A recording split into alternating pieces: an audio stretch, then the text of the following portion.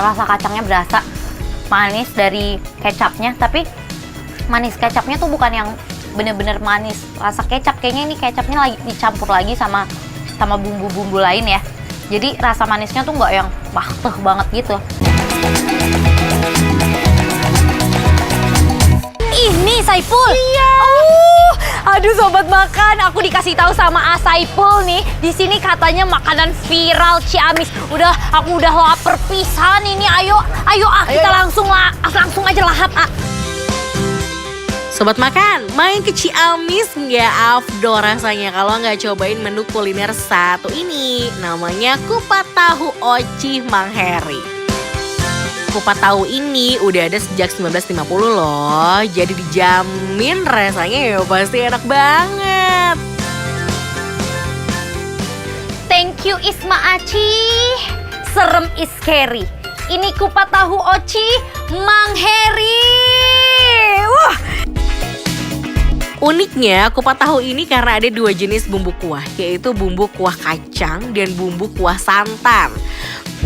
Kira-kira rasanya bakalan seperti apa ya?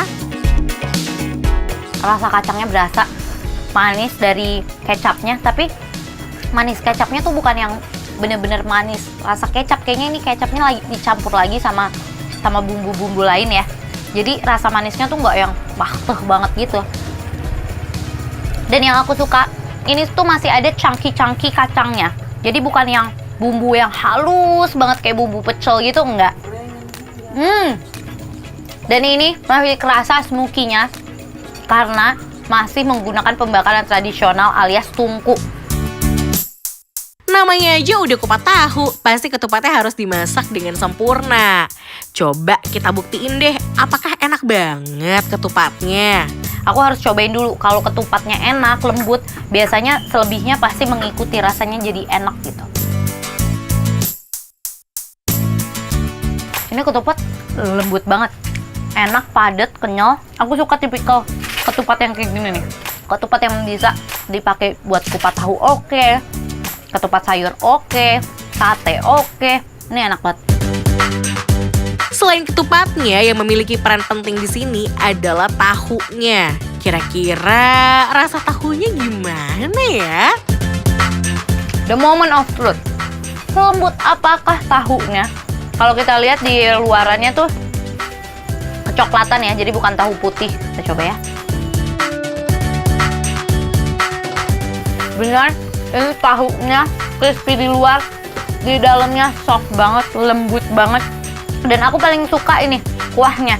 Jadi nggak ngebosenin gitu, nggak cuma rasa kacang doang. Karena ada kuah santannya juga. Jadi dia teksturnya lebih cair, tapi lebih gurih karena dari santannya itu.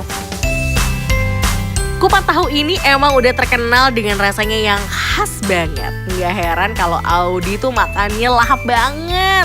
Dan kerupuk pinknya ini juga mendukung gitu. Mungkin kalau dikasih kerupuk yang lain rasanya jadi aneh, jadi beda. Teh, kalau Teteh udah sering beli kupat tahu Oci Mang Heri ini? Lumayan sering. Oh lumayan sering, emang udah langganan ya? Dan ini satu porsinya cuma 15.000. Ini termasuk murah, enak banget ya Bu ya Teh ya. Uniknya nih, selain menggunakan dua jenis kuah, warung ini tuh juga menyediakan acar bawang merah sebagai penyedapnya, yang membedakan dari kupat tahu lainnya. Duh, makin penasaran deh. Aku mau makan lagi ini, kali ini pakai acar bawang merahnya dan juga timunnya yang udah dicampur sama sambal.